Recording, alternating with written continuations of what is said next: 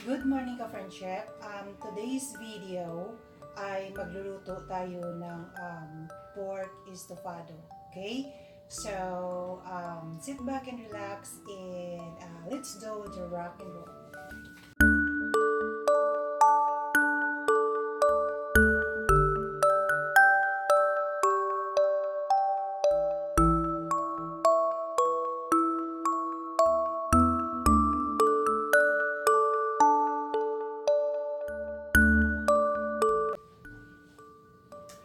Okay, so we have here the ingredients. We have here pork.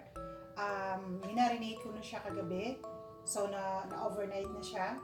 And then, we have here saging na saba. We have here carrots. And meron tayo ditong garlic, onion, tomato.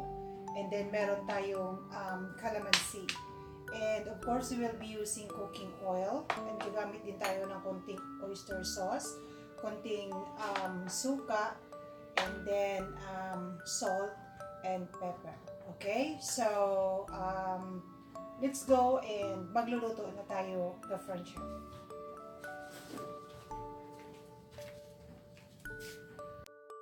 Okay, ang una natin gagawin ka friendship ay ipiprito muna natin itong saging at saka yung carrots natin. Okay, lagyan natin make sure na mainit yung pan natin. Lagyan natin ng konting oil.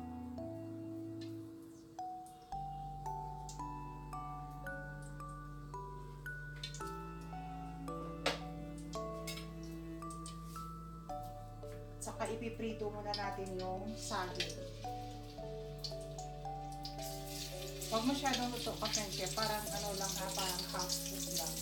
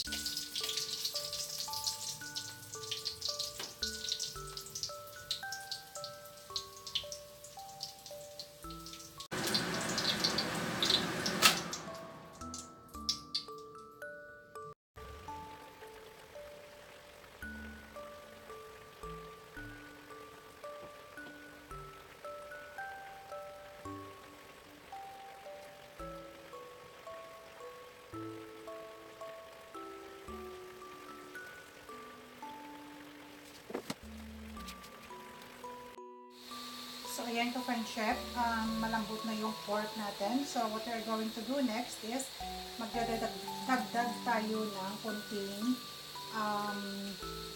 vinegar. Okay? And then, maglalagay tayo ng konting asukal, brown sugar, para i-balance yung asin ng vinegar.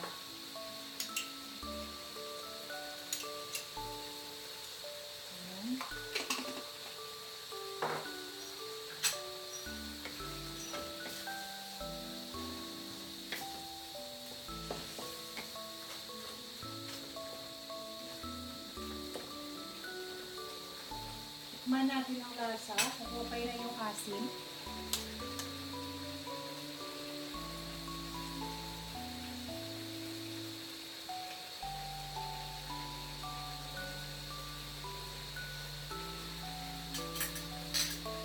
Ayan, okay na yan.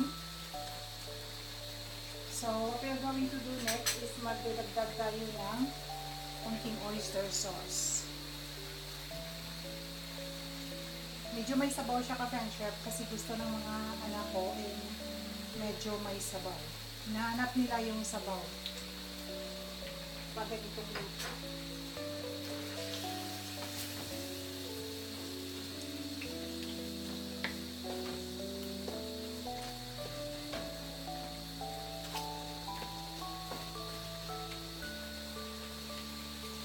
then idadagdag na rin natin yung pinirito natin ng saging at carrots.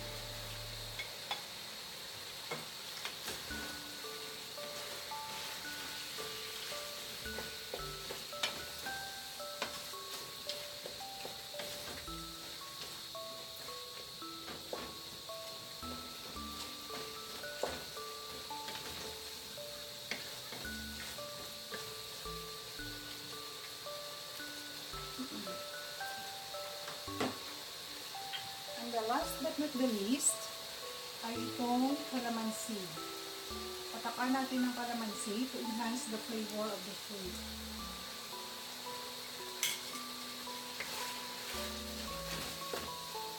So, ayan ka friend chef.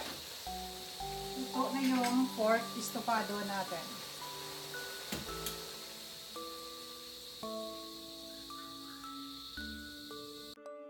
Okay, ka-friend chef, ito na po yung finished product natin.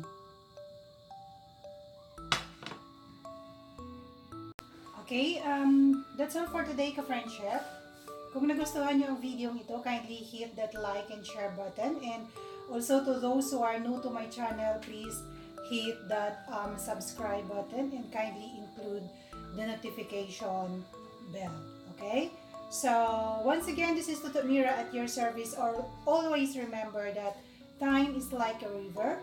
You cannot touch the same water twice because the flow that has passed will never pass again. Okay? So, enjoy every moment in life. Okay? So, see you on my next video. And thank you very much for watching. God bless us all. Bye-bye.